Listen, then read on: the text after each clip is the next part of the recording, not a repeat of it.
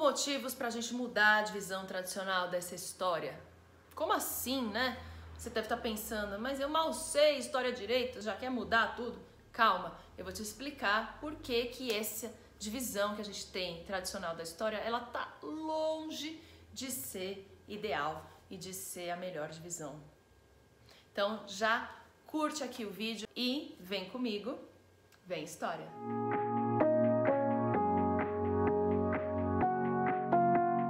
Pré-história, Idade Antiga, Idade Média, Idade Moderna e Idade Contemporânea.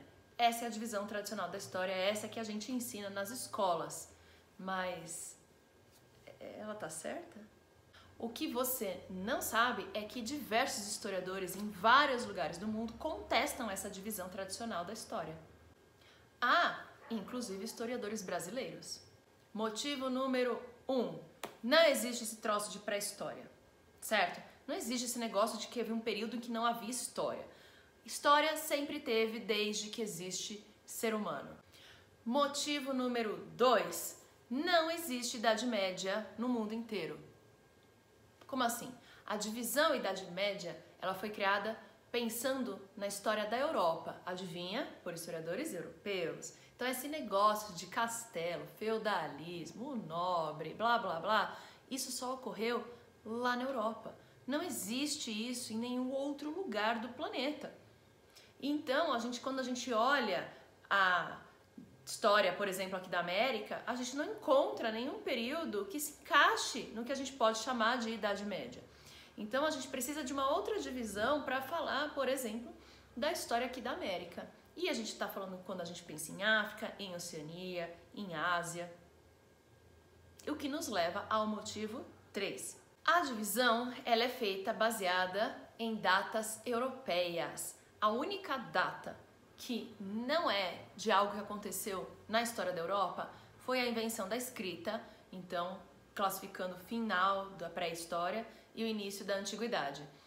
A invenção da escrita, mais ou menos 4.000 anos antes de Cristo, aconteceu lá na Mesopotâmia.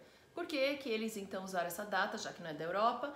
Porque não tem como eles falar que foi lá, né? Porque até hoje o mais antigo encontrado foi lá na Mesopotâmia, entendeu? Isso nos leva ao motivo número 4. Essa divisão não leva em conta a história de nenhum outro lugar do mundo. Pois é, você quer falar, por exemplo, da história dos nativos aqui da América antes das chegadas dos europeus? A gente não tem uma palavra para dizer isso.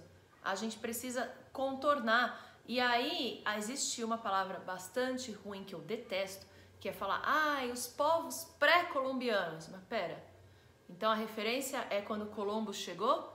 Por que a gente não pode usar uma referência nossa, daqui, da nossa história? Então hoje você vai encontrar nos livros didáticos outras nomenclaturas. Hoje você vai falar povos nativos da América, povos originários da América, tá? A gente já nem fala mais descoberta da América, porque isso é absurdo, ninguém descobriu nada, já existia gente aqui, certo? Eles chegaram aqui, os europeus invadiram a América, eles não descobriram porcaria nenhuma, certo? Se alguém descobriu, foram lá os povos pré-históricos que chegaram na América a primeira vez. E essa divisão dá a impressão de que a única história que importa é a história da Europa. E é por isso que muitas vezes é tão difícil, né, falar para os nossos alunos que a história da Europa sim tem a sua importância, porém não é a única coisa que interessa e não significa que a nossa história aqui seja menos importante ou menos interessante. Motivo número 5. Todo povo tem o direito de se afirmar historicamente. O que eu quero dizer com isso? Quero dizer que todo povo tem o direito de contar a sua história e ter a sua história valorizada. Portanto, essa divisão focada na história da Europa, ela está extremamente desatualizada, fora outras coisas.